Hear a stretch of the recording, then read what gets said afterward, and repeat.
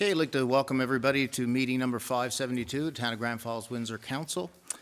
Before we get into the regular order of business tonight, we do have a few proclamations to read into the record.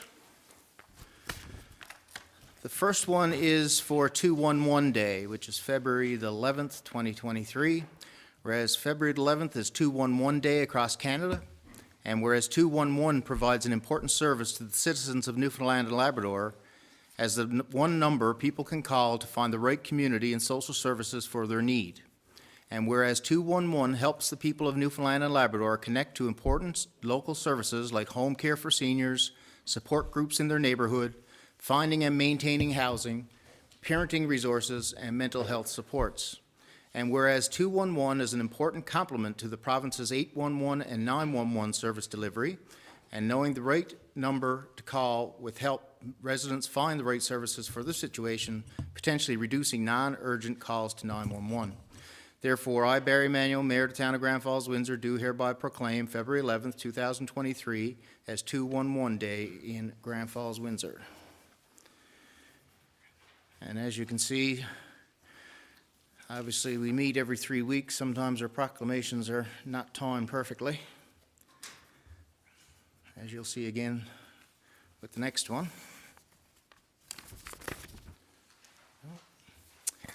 Second proclamation is Eating Disorders Awareness Week, February the 1st to the 7th, 2023.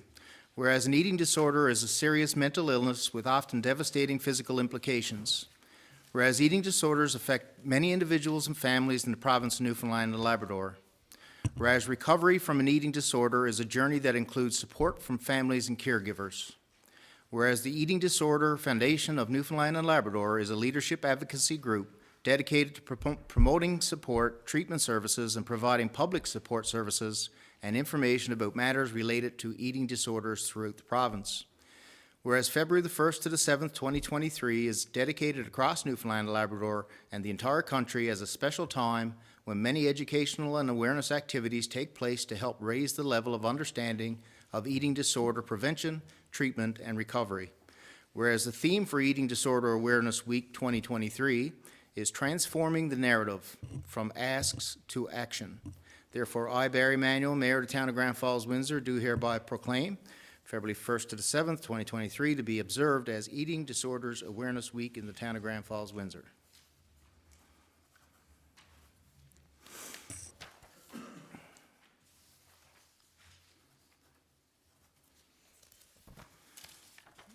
Okay. There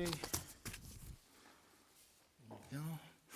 And for the last one, I got some guests that are going to join me up front here now. It's for Allied Youth Week and our local Allied Youth group. Some of the participants are here to help us with the proclamation, so we'll get them to come up front. Brady's leading the way. You can come on over on the other side, Brady, just so that we can get everybody in. Brady and Chloe. Don't hide behind me now, Chloe. And Micaiah. So these folks are here to talk about Allied Youth, a group that's been going on in the schools for many, many years. And it's a great organization that teaches leadership and teaches a lot of other youth skills that are valuable. And I know you always have some activities on the go. Maybe it could be fundraising, special events, that sort of thing. So, Brady, I think you've been designated spokesperson. Yes, so I'm going to get you to tell the folks exactly what Allied Youth is all about here in Grand Falls-Windsor. Yes, so we are a youth-led program that spread across the province. We're one of the many posts across the province. And we teach youth skills and do community events such as town cleanups, and sometimes do fun events like this weekend. We have our annual Wake-a-thon going on to fundraise for a provincial event that's called Conference. That's where posts all across Newfoundland come together and we meet up and we learn stuff together about the communities and just different life skills. And basically AY is just a program where everybody can come and be themselves and learn skills for the future. Well said, sir. Thank you very much for that.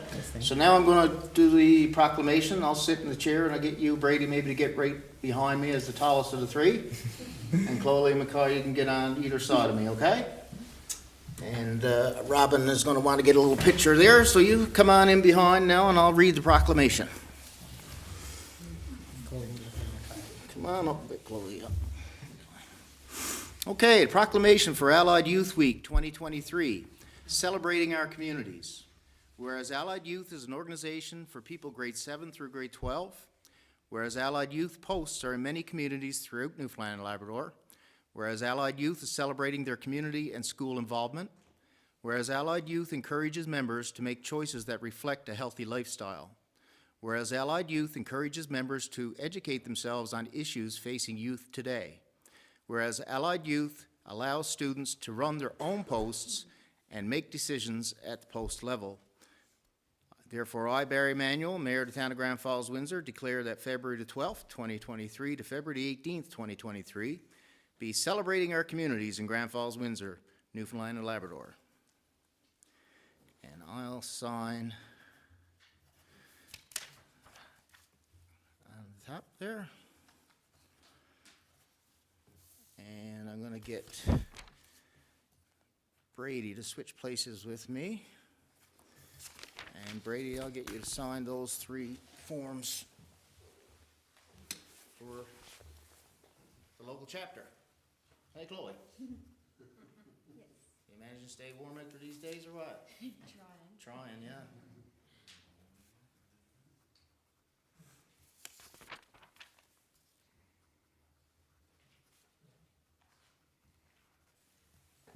Excellent.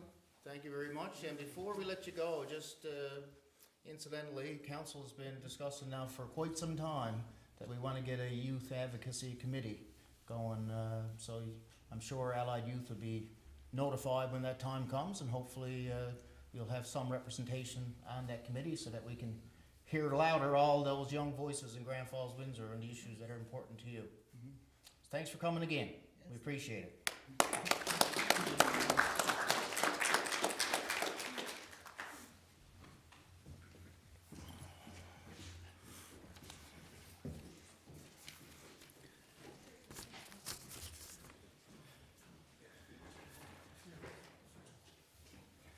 Okay, and we'll give those folks an opportunity to leave us. Okay, with that, I'll call the meeting to order. The first order of business is the adoption of minutes of meeting number 571. Any errors or omissions? Hearing none, I'll look for a mover and a seconder. Moved by Councillor Cody, seconded by Councillor Knoll. Any discussion on the previous meeting's minutes? Hearing none. All those in favor? Aye. Aye. Contrary minded? Motion carried. Okay, any business arising out of the minutes? No business arising. We will move into the disbursement report. Councillor Dwyer, please. Thank you, Mayor. I move the disbursement report dated February 2nd, 2023 in the amount of $647,481.94. Okay, it's been moved by Councillor Dwyer, seconded by Deputy Mayor Brown. Any discussion on the disbursement report? Hearing none. All those in favor? Aye. Aye. Contrary minded? Motion carried. Okay, moving into committee reports. First up, Community Services. Deputy Mayor Brown, please. Thank you, Mayor. Community Services Committee met 5 p.m. Thursday, 5 p.m. Tuesday, January 31st, 2023. Those in attendance were myself as chair, Councillor Holly Dwyer, Councillor Andrew Little, Mayor Barry Manuel, Councillor Amy Cody, Councillor Bob Hiscock, and Councillor Dave Knoll. Staff in attendance were Darren Finn, our Chief Administrative Officer, Robin Hannaford, our Communications Officer, and Todd Mercer, our Director of Community Services. First order of business was the Marathon Gold Community Grant. The committee discussed the Marathon Gold Community Grant allocation. The Director informed the committee that discussions were held with the company and several key projects were agreed upon. These projects include a new swing for Rotary Park, support for the 2023 Exploits Valley Salmon Festival, Multicultural Night, and the Christmas light-up at Church Road Park. The director and the company agreed to continue dialogue about other potential projects at a future time. The committee recommends that the director continue working with the company to determine the best projects in 2023 that would be sponsored in Grand Falls-Windsor. Rotary Club letter. The committee reviewed correspondence from the Rotary Club in relation to Rotary Park improvements.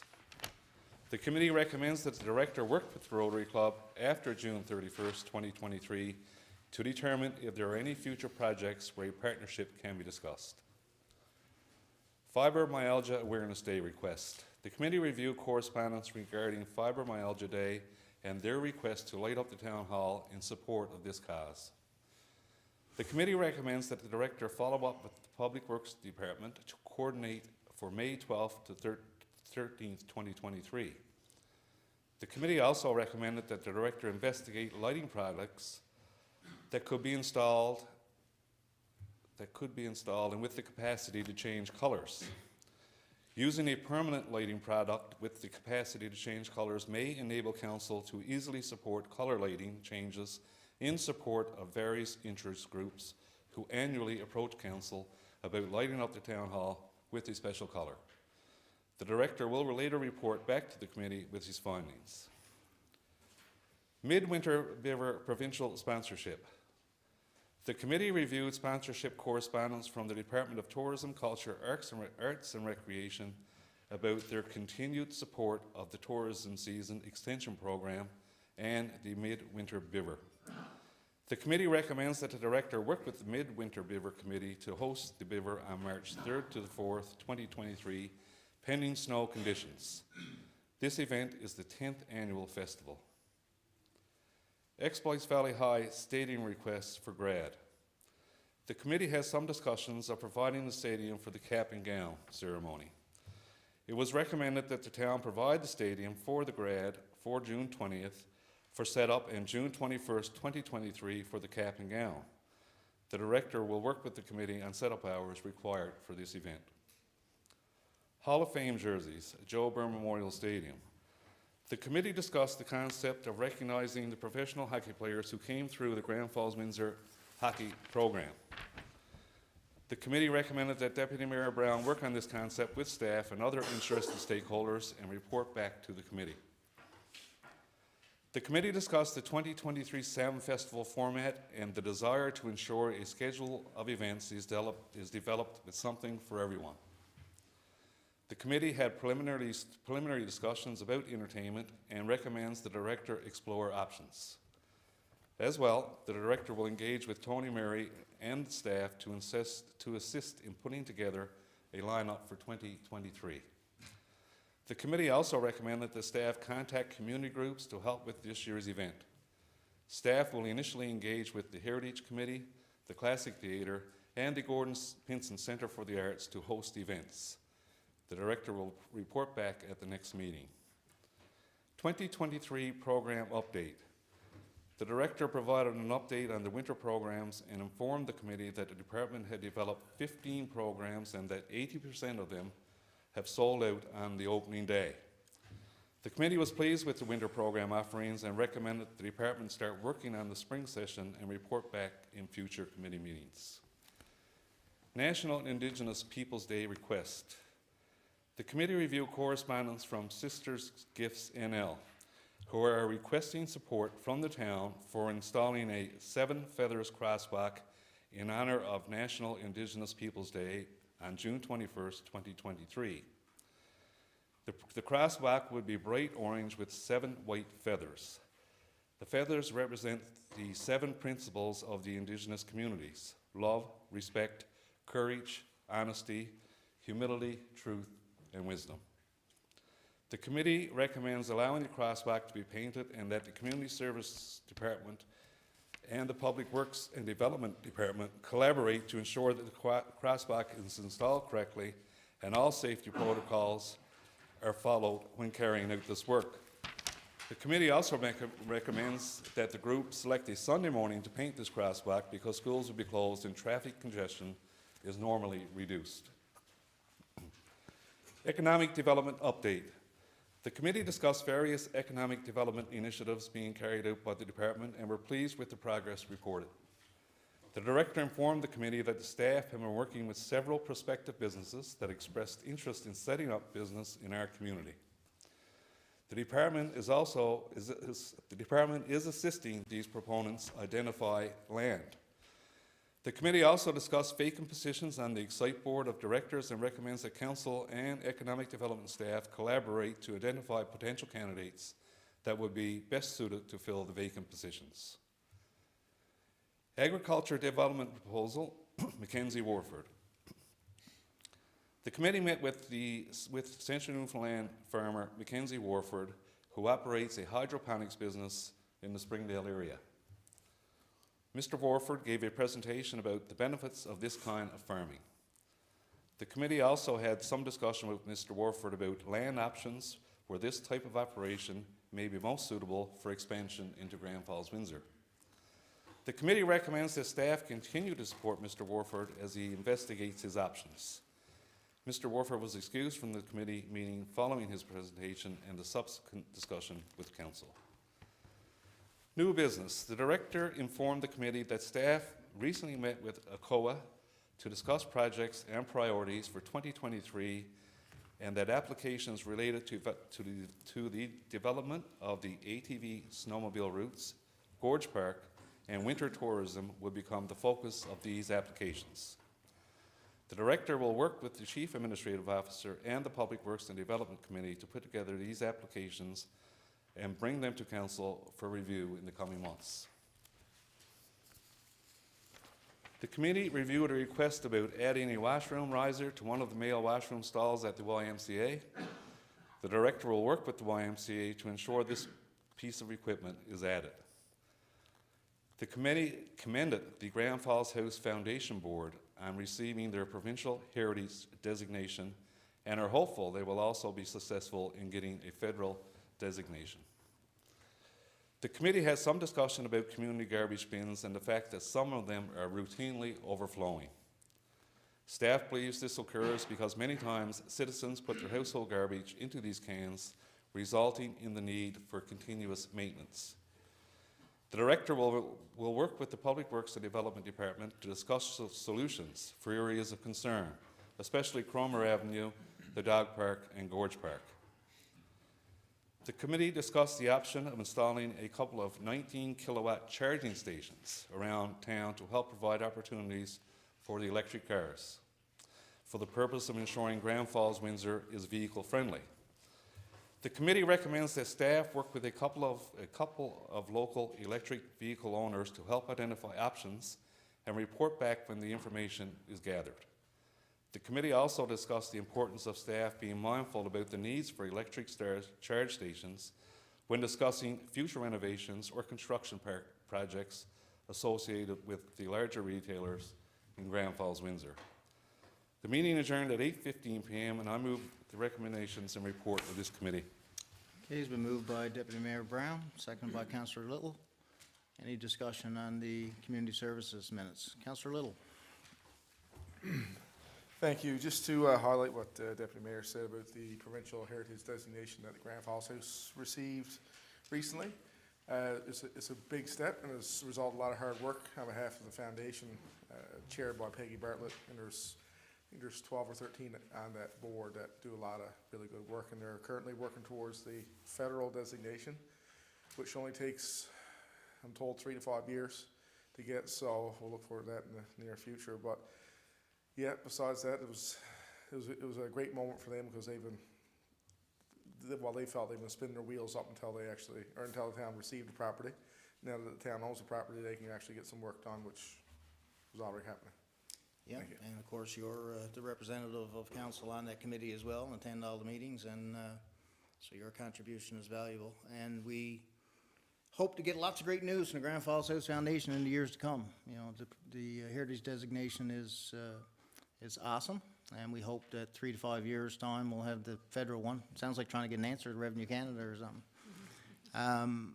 But they got big plans, you know, and as we've talked about many times before, council supports their work, and we certainly look forward to more details of the plans and what will come to fruition in that area of town in the future, and how it can tie in with the rest of our riverfront development.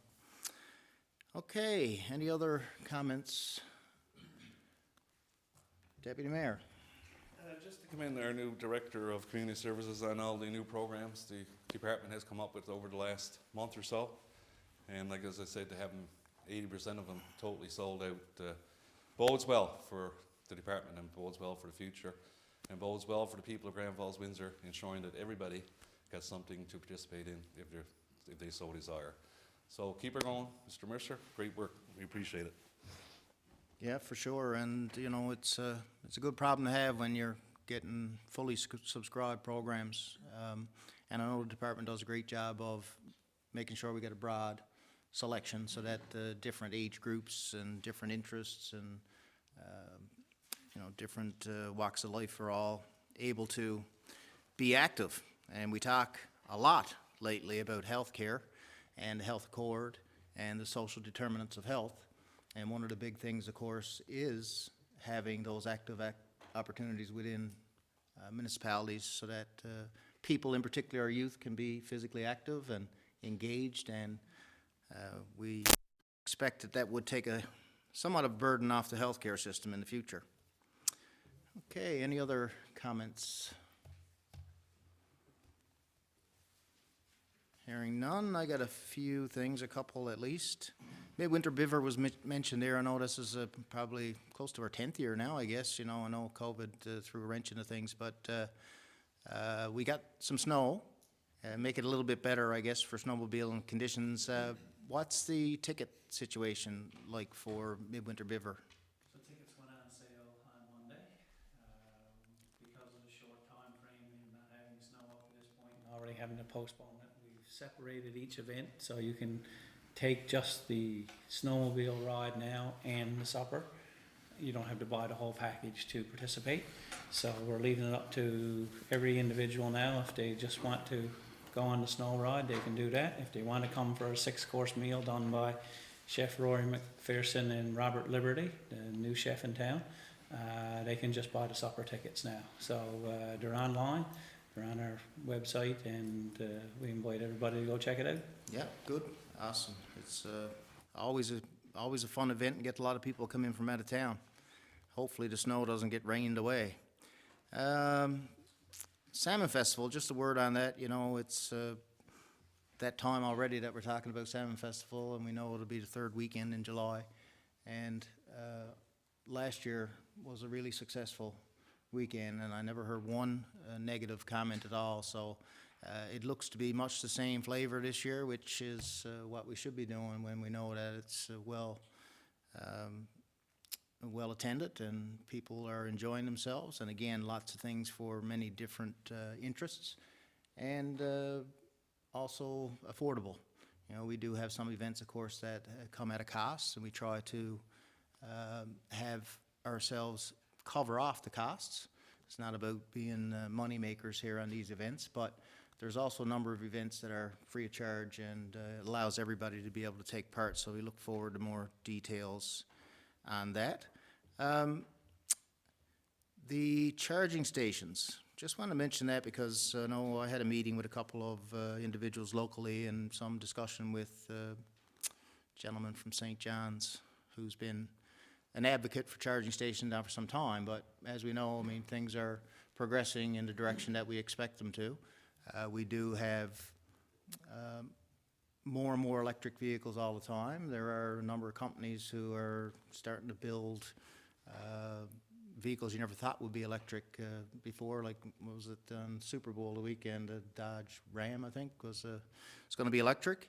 And no doubt there'll still be room for our conventional vehicles, but this is meant mainly to have charging stations so that people who are traveling through our community or coming to our community from out of town have the opportunity to charge their vehicle and to find locations in town or location where it will be a good spin-off economically as well.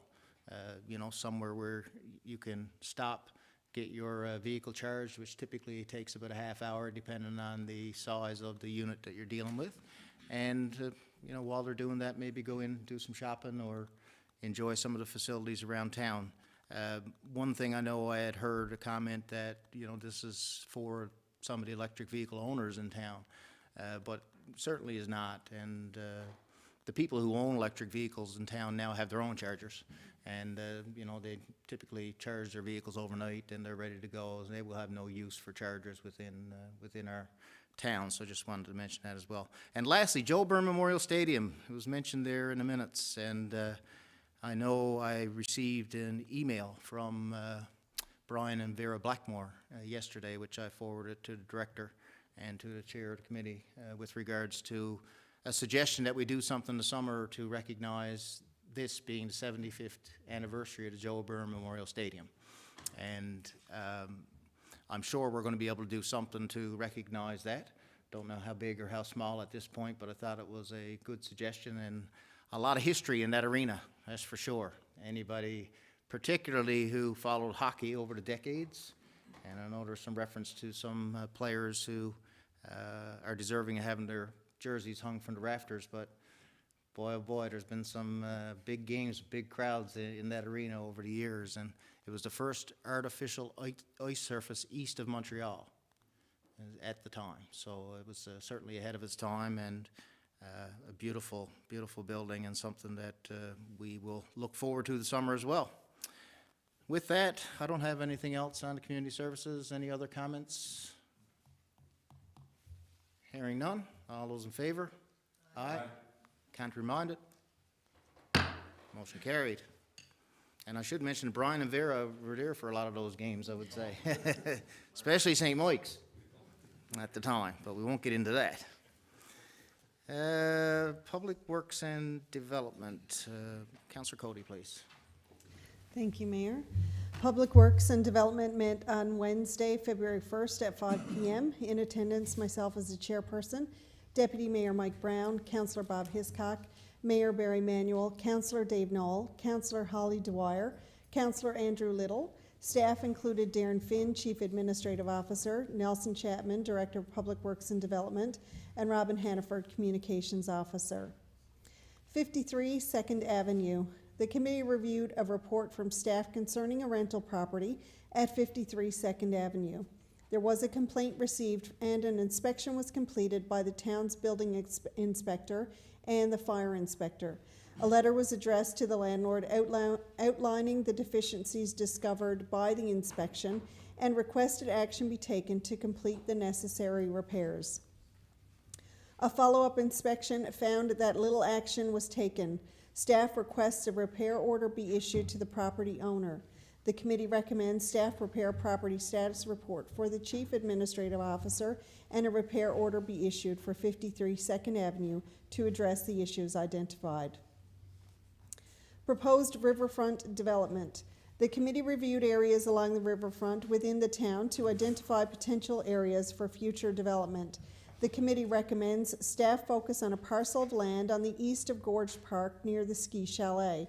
Staff must investigate to ensure there are no issues with potential development from government departments and agencies and that there are no private ownerships. Once this is completed, an expression of interest for development will be issued. Gas tax. The committee reviewed 2 new potential projects for the regional water treatment plant. These projects potentially can be funded through the Federal Gas Tax Fund, Provincial Water and Wastewater Initiative. The first project to address is the filter upgrades for $103,594.58. The second project is to hire a consultant to assist with process optimization for $83,428.80. The committee recommends resolutions be prepared for the application for funding for these projects and addressed at the next public council meeting. The meeting adjourned at 7 p.m. and I move the recommendations and report of the committee. Okay, it's been moved by Councillor Cody, seconded by Councillor Hiscock. Any discussion, comment on the Public Works minutes? Hearing none, just a quick comment on riverfront development, and it does talk about a parcel of land that's been identified near the ski chalet, and it's something that has been, I guess, talked about both by potential developers and by council for some time now. with regards to that particular area. When we did look around, people may be surprised to learn that, you know, much of the land along the riverfront in Grand Falls-Windsor is encumbered for one reason or another, and it's either privately owned or perhaps there are deeds with names on them that no one can reach anybody in that family. And we also have Abitibi, old Abitibi land. We've got the Nalcor presence, of course, on the river as well. So there's a lot of things there that, and not that we would like to have, you know, a bunch of development on the river. I don't believe we do, because we got a lot of activity and tourism infrastructure. But to have a riverfront with some opportunities for, particularly for these chalets, cabin-type rentals where there's difficulty with accommodations in our area at times, to have those available would be a bonus. So we look forward to getting that out and hearing some prospective interest. Okay, last chance, Public Works. Oh, okay, we got a mover and a seconder. All those in favor? Aye. Aye. Contrary minded? Motion carried. We do have a couple of resolutions that was referred to in the minutes. Councillor Cody, please. Resolution GFW 2023-356, Federal Gas Tax Fund, Provincial Water and Wastewater Initiative. Whereas the town of Grand Falls-Windsor qualifies for funding under the Provincial Water and Wastewater Initiative Fund Agreement, and whereas all spending under this agreement must be used to improve the exploit's regional water supply. Therefore, be it resolved, the town of Grand Falls-Windsor approves the application for funding under the Federal Gas Tax Fund, Provincial Water and Wastewater Initiative Agreement in the amount of $103,594.58 for filter upgrades. And I move adoption of this resolution. Okay, it's proposed by Councillor Cody, seconded by Councillor Knoll. Any discussion on the first resolution? Hearing none. All those in favor? Aye. Contrary minded? Motion carried. Okay, resolution number 2. Resolution GFW 2023-357, Federal Gas Tax Fund, Provincial Water and Wastewater Initiative. Whereas the town of Grand Falls-Windsor qualifies for funding under the Provincial Water and Wastewater Initiative Fund Agreement, and whereas all spending under this agreement must be used to improve the exploit's regional water supply, therefore be it resolved, the town of Grand Falls-Windsor approves the application for funding under the Federal Gas Tax Fund, Provincial Water and Wastewater Initiative Agreement in the amount of $83,428.80 for process optimization. I move adoption of this resolution. Okay, it's proposed by Councillor Cody, second by Councillor Little. Any discussion on the second resolution? Hearing none. All those in favor? Aye. Contrary minded? Resolution passed. Okay, moving right along, corporate services. Councillor Dwyer, please. Thank you, Mayor. The following are the minutes for corporate services held 7 p.m. Wednesday, February 1st, 2023. Present were myself as chair, Councillor Amy Cody, Councillor Dave Knoll, Mayor Barry Manuel, Deputy Mayor Mike Brown, Councillor Bob Hiscock, Councillor Andrew Little. Staff in attendance were Darren Finn, our Chief Administrative Officer, Robin Handford, Communications Officer, Nelson Chapman, Director of Public Works and Development, and Steve Goss, Director of Corporate Services, Town Clerk. Open call for bids results, dump truck. The committee reviewed the results from an open call for bids for a single axle dump truck. There was only one bid for $162,288 plus HST, which is $19,243 over budget after the HST rebate. Given this was over budget, the committee recommends rejecting this bid and canceling open call for bids at this time. Trailer. The committee reviewed the results from an open call for bids for a trailer. There was only one bid for $144,000 plus HST, which is $172 over budget after the HST rebate. The committee recommends awarding this open call for bids to Reefer Repair Services Limited. Boom lift. The committee reviewed the results from an open call for bids for a boom lift. The lowest acceptable bid was for $52,900 plus HST, which is $16,558 under budget after HST rebate. The committee recommends awarding this open call for bids to United Rentals. The Director of Public Works and Development, Nelson Chapman, was excused from the meeting at 7:30 p.m. Disbursement report. The committee reviewed the disbursement report in the amount of $647,481.94 and recommends this be presented at the next council meeting. Taxation receivables analysis report. The committee reviewed the taxation analysis for January 2023. The report analyzes the receivable balances along with the amounts collected during the month. Total taxation receivables as of January 31st, 2023 was $18,496,028, an increase of $489,612 or 2.72% from the previous year. Total amount of taxes collected in January 2023 was $1,099,686. The committee recommends that staff continue to exhaust all avenues of collecting outstanding taxes as we start 2023.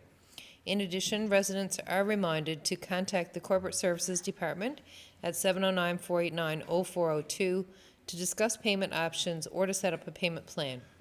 To avoid interest on their accounts, residents should ensure their taxes are paid before the due date on March 31st.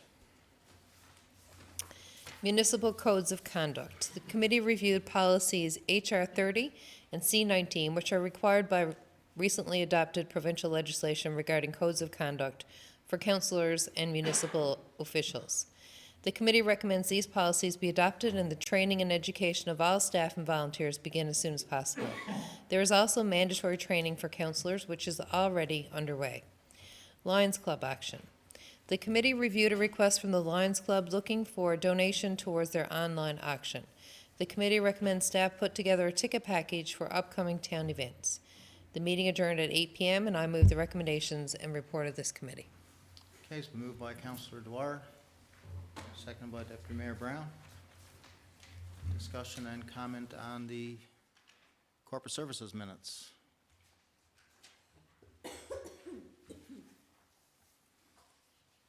Hearing none. All those in favor? Aye. Contrary minded? Motion carried. Committee of the Whole, we have two sets of minutes. Deputy Mayor Brown, when you're ready.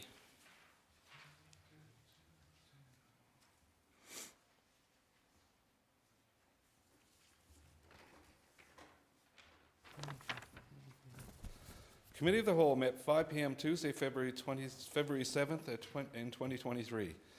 Those in attendance, myself as Chair, Mayor Barry Manuel, Councillor Amy Cody, Councillor Holly Dwyer, Councillor Andrew Little, Councillor Dave Knoll. Staff in attendance, Darren Finn, our Chief Administrative Officer, Nelson Chapman, Director of Public Works and Development, Steve Goss, Director of Corporate Services, Todd Mercer, Director of Community Services, and Robin Hannaford, our Communications Officer. Community Centre. The committee discussed the concept of constructing a new community centre recreation complex. The committee recommends that staff explore options for the best approach for such an undertaking. The committee is supportive in principle of this concept, but wants a plan developed that would include community engagement in this early stage. Grand Falls House Foundation expression of interest. The committee reviewed an expression of interest document that was drafted by the Grand Falls House Foundation for the purpose of inviting private sector involvement within the Grand Falls House and for the utilization of surrounding land. The committee was supportive in principle of this approach by the Grand Falls House Foundation and asked staff to relay their feedback so they are able to finalize the expression of interest document. As well, the committee recommended that staff have discussions with the Foundation about community engagement in addition to this expression of interest process. Facility and ice usage request. The committee reviewed a request from Glenn Casey with Central Impact Hockey to secure ice time and to accommodate the Central Impact's AAA under-18 team. The committee recommends that the director work with the Central Impact AAA under-18 group to ensure the team can play in Grand Falls-Windsor for the 2023-24 season. Grand Falls House Foundation logo. The committee reviewed correspondence from the Grand Falls House Foundation whereby they are looking for feedback on a logo design for their organization. The committee recommended some modifications for the foundation's consideration and wanted staff to relay this feedback. As well, the committee thought it may be too early in the process to name the area as a park. The meeting adjourned at 7:40 p.m. and I move the recommendations and report of this committee. Okay, it's been moved by Deputy Mayor Brown, second by Councillor Hiscock. Any discussion on the first set of committee of the whole minutes?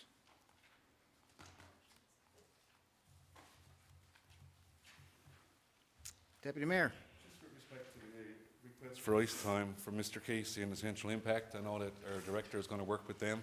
I know the mayor says on several occasions that there are a bunch of AAA teams in Grand Falls-Windsor and Central Newfoundland, and our goal is to have them all play at Grand Falls-Windsor at some time, given the ice time and the availability. But that's our goal, and let's hope that your work with those teams will come to fruition and we'll have 3 or 4 hockey teams to watch here in Grand Falls-Windsor, and maybe next year the Cataracts as well. Thank you, Mayor. Yeah, for sure. It's entertaining hockey, and a lot of our own youth are involved, but youth from all over the region. So from a practice perspective, we're getting, parents who are traveling into Grand Falls-Windsor on a regular basis. And obviously, when it comes to games and tournaments and that, you get even greater numbers coming in. So from the economic standpoint, it's important for us to get as many of those teams as we can. And I should mention that the Central AAA Midget Impact, I guess they still call them midget? No, they don't call them midget anymore. It's under 18, is it?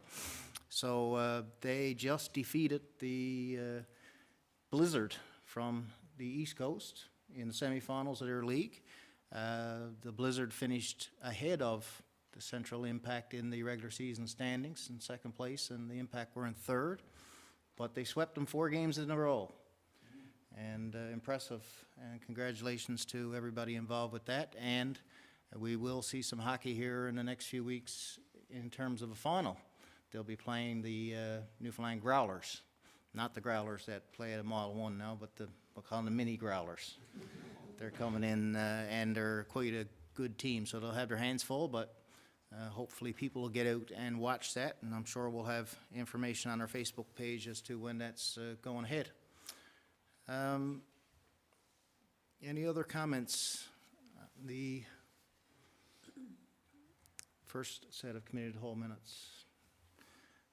The only thing I'll mention there is the Grand Falls House Foundation expressions of interest. It talks about the expression of interest that the foundation will be putting out and looking for any group, private, individual, business, organization, whoever, who may have some ideas or some interest in a business operation or opportunity within the confines of the Grand Falls House property. And there's not a whole lot of detail available on that now, but certainly believe that it's a good idea. You do want to give everybody an opportunity, not go through an exercise and find out later that people were disappointed that they didn't have a chance. And you never know what kind of ideas will come to the table. We've been talking all along how it's important to have some private investment into that property in some form, so that you have dedicated individuals who are going to help the overall goals of the project. So it'd be interesting to see what transpires from that, and look forward to hearing from the foundation.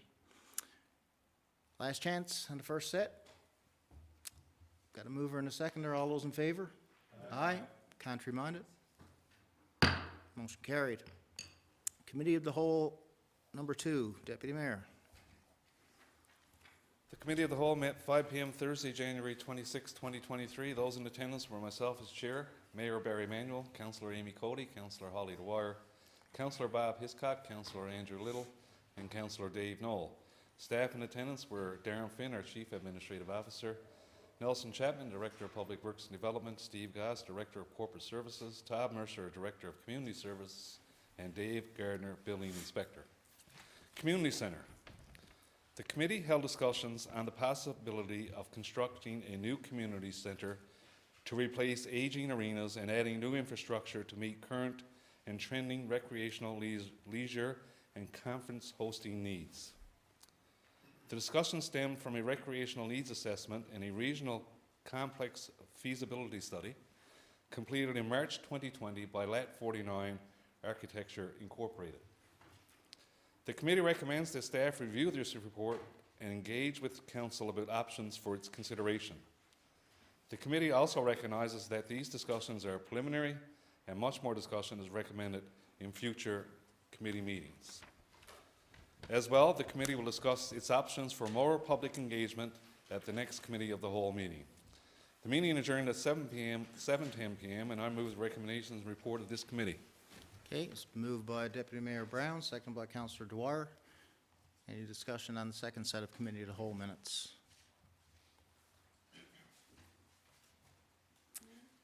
Yeah, Councillor Cody.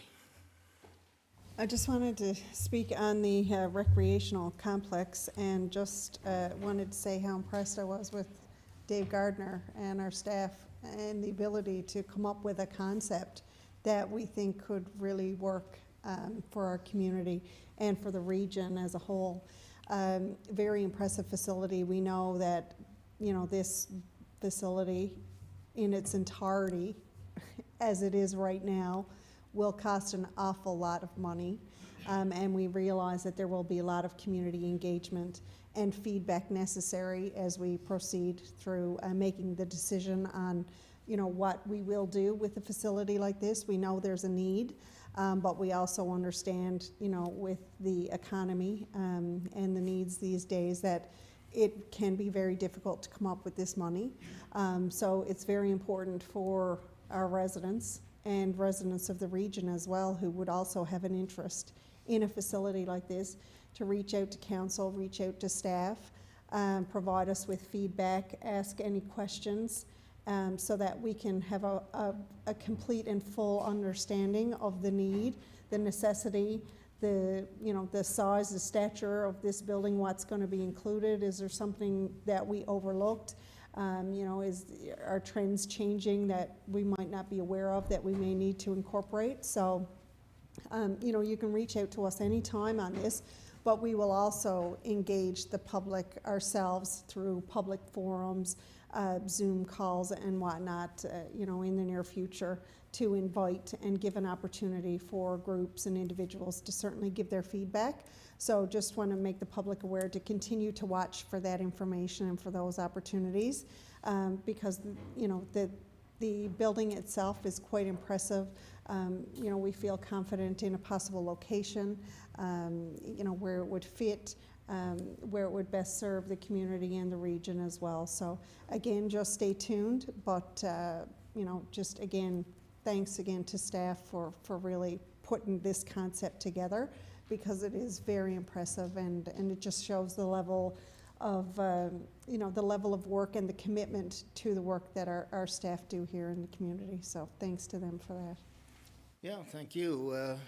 Hearing a bit of talk around amongst the young people about a potential recreation facility. Again, this is something we've been talking about for years. You know, we recognize you got aging infrastructure.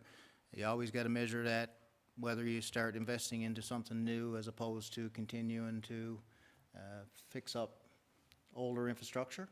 And we do recognize trends have changed in some ways already when it comes to, you know, our desperate need for a walking track as an example. And we hear from a lot of people who like to walk, and it's difficult, of course, to do that outdoors throughout the winter. So that would be an important part of that. But it is, you know, important to point out that it's still very early in this process, and we will look for community engagement. And in fact, in the Lat 49 study that was done in 2020, there was a lot of community and particularly user groups and sports groups and arts groups in the community who took part in that exercise. And we talk about the fact that we have lack of gym space here. We have lack of common space for some of our community groups. We have gymnastics program, which is bursting at the seams, and registration has grown rapidly, and we know that they need a long-term solution to having a home. And the list goes on. So, you know, I expect, and I think council as well would expect, that there be some phasing involved in a project this size, where you would have a plan that you know the priorities of today would be taken care of in the initial stages, and then you would continue to build on to that in the future. The costs of such facilities, as you said, are huge, just like anything else these days. And it's something that, you know, we have to do very carefully to make sure that every square inch of a new facility is utilized in the best way it can be. And as many citizens in our community can use that as well, and use it at,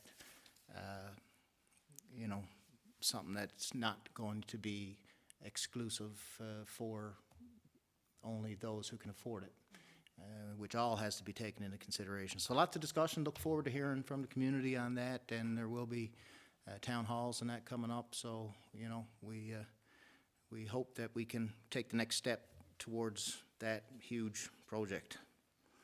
Any other comments on the second set of committee of the whole minutes? Hearing none. All those in favor? Aye. Contrary minded? Motion carried. Okay, any notice of motion? No notice of motion. Move into other business. And last time, Councillor Little was not with us because he was under the weather and he missed his turn. So we're going to back up now and let him go first tonight. Thank you. You mentioned that the under-18 Impact swept their first-round series against the East Coast Blizzard.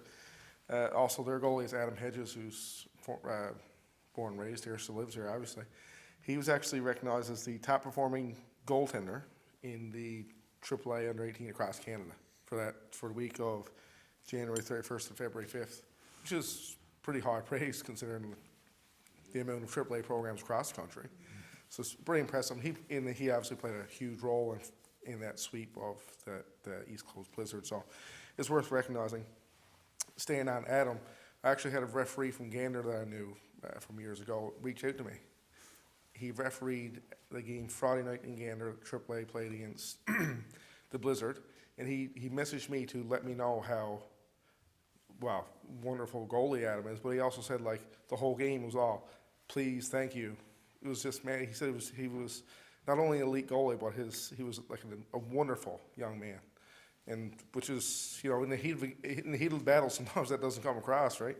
So it's worth recognizing that Adam is that way and how much of a positive contribution he's making to that team. And that's all for me. Yeah. Thank you. Oh, thanks for that. And he also was top goalie in the league for the year, right? And to be named that for the week across Canada. And I witnessed a couple of games, and I know when he was in St. John's, game 2, I believe he made 60 saves or something. And they won that game in overtime, I think. And then the game in Gander was, you know, he made several huge saves. And then again in the game Saturday here, he really was impressive. And obviously, as everybody knows, starts with goaltending. Okay, Councillor Dwyer. Thank you. I just wanted to talk a little bit about the health forum that was held this past week. Went really well, well attended, and I think it probably would have been even more well attended if we didn't announce that we would be recording it.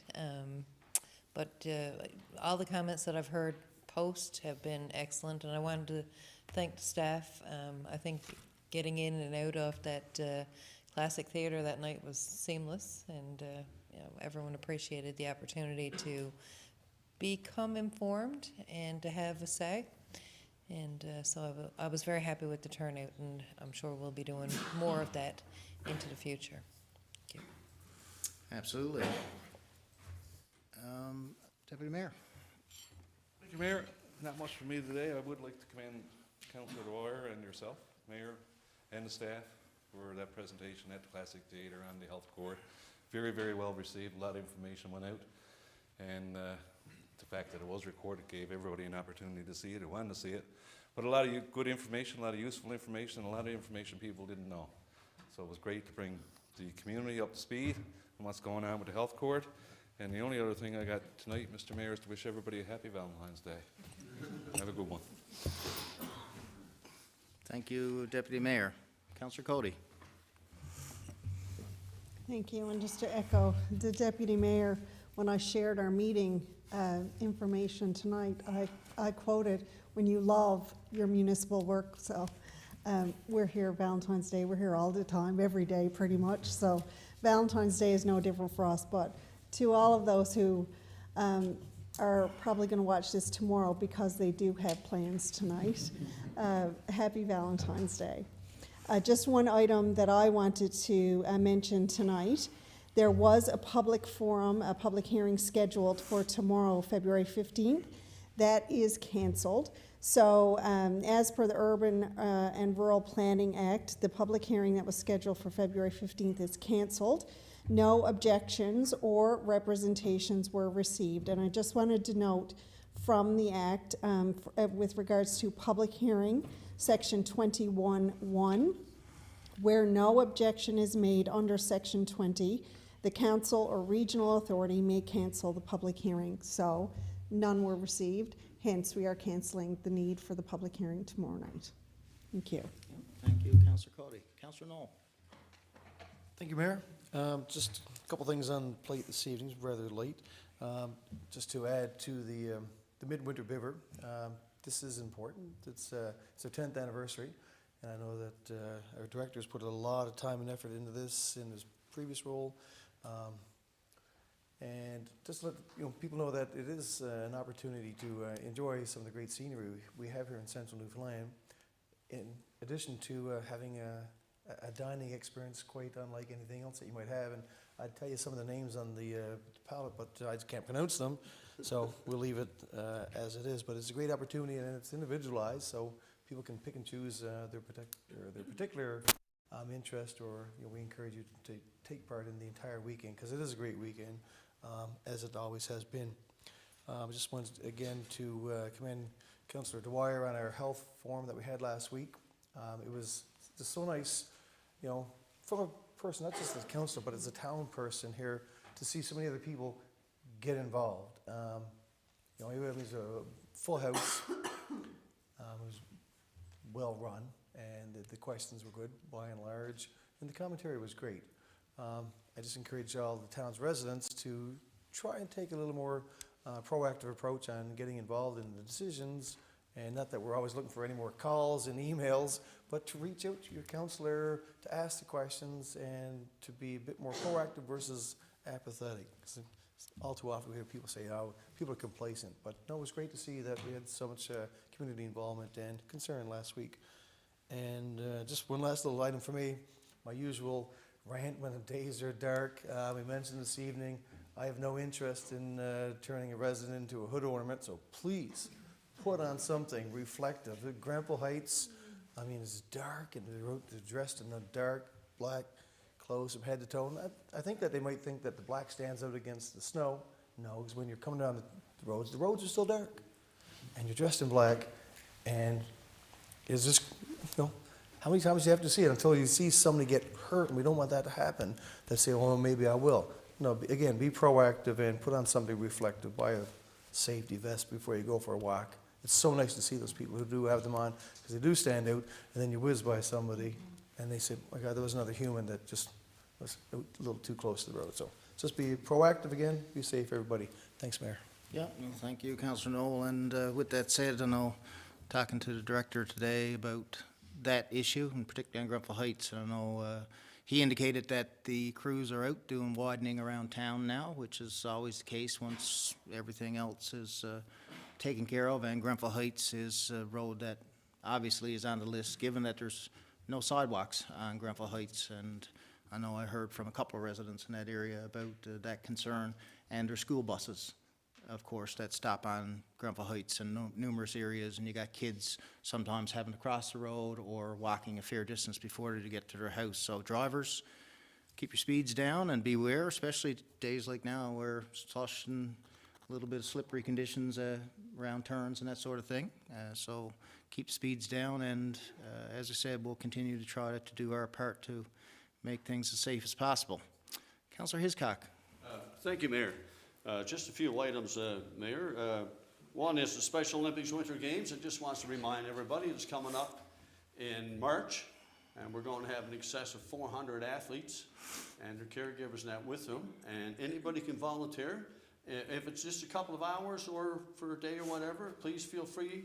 There's lots of volunteers needed, so, and we're looking forward, Mayor, Grand Falls-Windsor is really looking forward to hosting all these wonderful athletes, and if someone gets a chance, go up and watch these athletes compete. Boy, I tell you, it's just wonderful, wonderful to see them.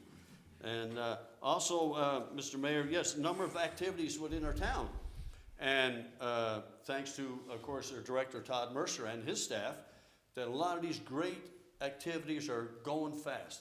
And people come to me from out of town, they can't believe that a lot of these activities are free. And some are at a reduced price, you know, and there's so much to do. So keep our eye on our webpage, on our Facebook page, a lot of upcoming events and things that are going on. Also, Mr. Mayor, I'd like to bring up a point of, since our last meeting, of course, our weather. We had snow, then we had rain, and then snow again. And hats off to Nelson Chapman, our director, and George Saunders, and our employees, our frontline employees, our snowplow operators, do a fabulous job of keeping our streets clean and our sidewalks. So we're just asking people, if you come upon a piece of heavy equipment, please take your time before you move around and make sure the area is safe. And also, please be kind to them. These young men and women are doing the best work they can in sometimes in very strenuous situations. And if the snow goes back in your driveway again, we all go through it. You're not alone. But please be respectful for our employees. They're doing the best they can. And also, Mayor, if you can, keep our hydrants plowed. You know, if you can shovel out your hydrant that's close to your property or on your property, so that way, God forbid, but in an emergency, our emergency response team, our firefighters come on scene, that they can take care of their business and not have to try to dig out a hydrant to get to it. And lastly, Mr. Mayor, if I may, a young gentleman of our town, Jamie Elliott, sustained a bad snowmobile accident last week in Corner Brook. And I'd ask everybody, if you please, keep Jamie and his family in our prayers, and hopefully he recovers really, really soon. Thank you, Mayor. Thank you, Councillor Hiscock. I got a few things there to add to what was said. First of all, just a little promotion on an event that'll be going on at Corduroy Brook on Saturday. It's the annual Family Fun Day. And unlike previous years, and this event's been going on since the year 2000, but unlike previous years, unfortunately, we're unable to have the entire event in on Gibson's Field because we no longer have a shelter in there. But we are still going to have many activities. There'll be sliding, ice skating, ice fishing. We've got a ton of like carnival games and that will be there. I know Augusta Moose will be there. Marigold, the mascot, will be there, and Gibson the Fox is the Corduroy Brook mascot will be there as well. And from the center, we'll be serving chili, soup, hot dogs, you know, beverages, hot chocolate, pretty much whatever you're interested in. And it's all free charge. So 10 o'clock to 2 o'clock on Saturday. If you wish to come in and just get a bite to eat, or if you want to go in and take part in some of the activities, please do so. Secondly, I just want to congratulate Councillor Dwyer on another nice story that was presented at Woodland Primary recently for World Literacy Day. And Councillor Dwyer had written a story, and the graphics and illustrations were done by Terry Wicks, I believe, right, local. And it's all about the kids are growing corn. And of course, the corn overtakes the classroom, and this is going on all over the place. So we, as a town, invited everybody to come to Redcliffe Rocks to plant their corn so that they could have more room, get their school back. And then there's a bonfire at Redcliffe Rocks, and of course the corn started popping, so there was popcorn going everywhere. And it was a great story, and the kids were super excited. It was all done virtually. They had, a couple hundred kids there, and then at the end, the fire trucks with a couple of our local firefighters were on hand to give out popcorn, and had the fire truck there, and the kids came outside. So it was real good to see, and congratulations to you on that. The town hall was mentioned. I thought it went well. It was, probably around 250 people in attendance, and no doubt would have been jam-packed had it not been for the decision and the announcement to record the event, which was put out earlier that day, because we were hearing from a lot of people who were disappointed that they weren't able to attend and they really wanted to. So recording the event and having it available online was important, and you can get that link to show the entire event. Of course, one thing that's been talked about a lot lately is the obstetrics, and I did touch on it there at the town hall. But I want to take an opportunity to just provide some clarity around Grand Falls-Windsor's recent statement, I guess, 3 weeks or so ago now, and everybody knows now that the town of Gander had a statement out of their own and weren't very happy with us, but I wanted to let people know, and I've said it publicly many times, including at our town hall, including in an interview I did with Linda Swain on Target, including an interview I did with Anthony Germain. We're not against obstetrics in Gander. I mean, we're totally not. Like, if there was to be 2 obstetrics units maintained, we're happy with that. But the fact is that we're being told, and is reflected in the health accord, that there will be 1 obstetrics unit. Our position is not that we're recommending 1 unit in Central. That's what the health accord says, and that's what government have been telling both communities now for some time. So the statement that we put out, which is available online, as are those interviews, was jointly done with us and the Health Coalition, because, of course, the Health Coalition, led by Cyril Farrell, is the group that has been keeping a close eye on the Health Accord and its progression since its beginnings over a year ago. And through the coalition, and from what they've learned, and the meetings we've had with all the stakeholders, whether it be Dr. Parfrey and Sister Elizabeth Davis, or members of the government departments, spoken to the health minister about it on more than one occasion, CEO of Central Health on numerous occasions, physicians, etc. So the health accord is going to include a ton of changes and doing things differently.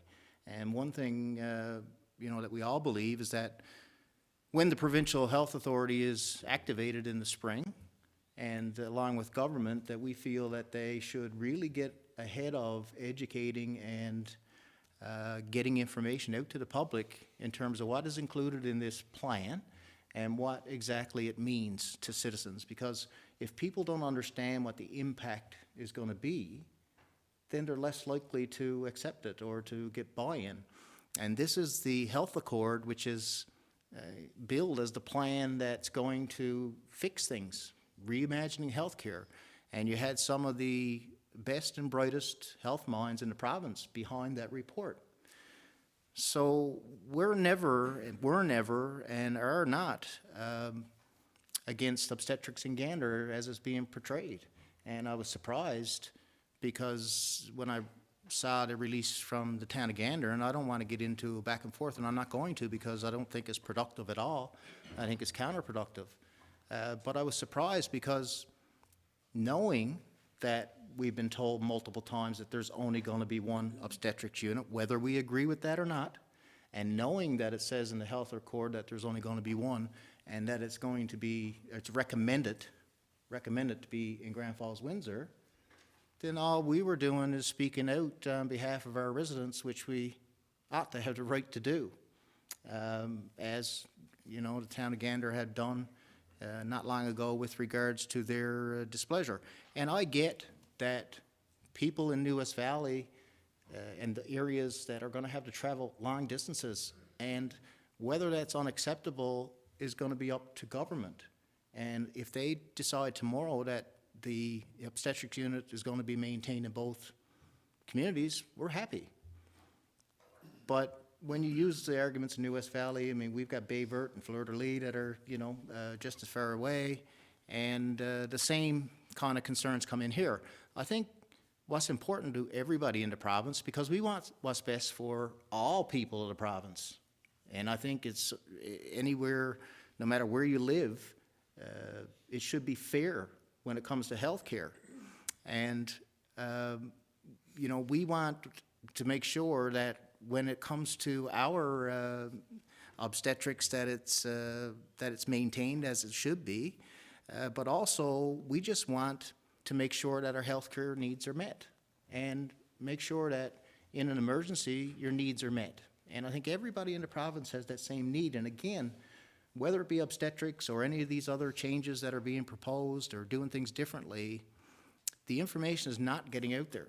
And people are not understanding what I understood from attending a lot of meetings and what's been told to us about how all this is going to go down. You know, so we're not the ones making the recommendation, and we're certainly not the ones making the decisions. All we're doing is speaking up for our hospital, knowing that the obstetric unit here is stable and all the reasons why it is, and we wanted to put that out there. And again, all those, the town hall and the interviews and our statement, it's all available online if anybody wants to go and read it. Because I felt that I guess we felt that the statement from the town of Gander was somewhat inaccurate and unfair, because now you have people who have still yet to see our statement, you know, just hearing the town saying that we are against obstetrics in Gander, which doesn't reflect the truth. So I wanted to clarify that. And again, education awareness is so important, because if there's going to be recommendations made in the health accord, and things are going to be changing, then if every single change that's going to be made, there's going to be resistance and opposition to across the province in all areas, then it's doomed. It really is. And I get obstetrics is one of those services that is ultra important too, right? It's hard to compare to a lot of the other services. You're talking about newborns, and you're talking about expectant mothers. But as I understand it, they are going to be able to have their needs met throughout their pregnancy, either in-person visits or virtual. It'll only be when the baby is to be birthed that it would be at one site or the other. And I'm sure, I'm not the one that should be explaining this, you know, when it comes down to it. But try to get the information, read the health accord yourself. If anybody got any questions from us, we'd be more than happy to talk about it. And just thought it was, you know, unfortunate. But we're going to move on and keep doing what we're doing. And the Health Coalition, again, has been doing great work, Cyril Farrell, and they're working on this daily. You know, I think Cyril Farrell knows that health accord better than anybody in the province, and is a 266-page document. So again, we'll continue down that path, and we just want fairness. And as we said at the town hall many times, we want decisions that are going to be made based on data and facts and research, and not that are going to get mired in politics and things that are going to mean that the people of the province will suffer. Lastly, I just wanted to pass along condolences. I can't recall if we did this at the last meeting or not, but where I'm not sure, I want to say again, an employee of ours, Peter Anstey, a dispatcher with the town of Grand Falls-Windsor and a volunteer firefighter as well for over 20 years, passed away, sadly, recently. And his funeral was a little over a week ago now. And, you know, Peter, just a year older than myself. I like to think I'm still a young man. And Peter was very involved in the fire department. He was a leader. He trained other firefighters, new firefighters. He traveled to train. He was really upfront when it came to the youth firefighting program as well, and took great pride in that. He was a very well-liked guy who was, quiet and unassuming and pleasant and very mechanical and knew his way around machinery and that, as was noted at the funeral. So just wanted to give our condolences again to Peter and Pete Sr. and all the family. And it's definitely a sad occurrence and something that we don't wish on anybody. So with that, I will call for a motion to adjourn. Councillor Cody, seconder. Councillor Little. All those in favor? Aye. Contrary mind? Motion carried. We'll see you in 3 weeks.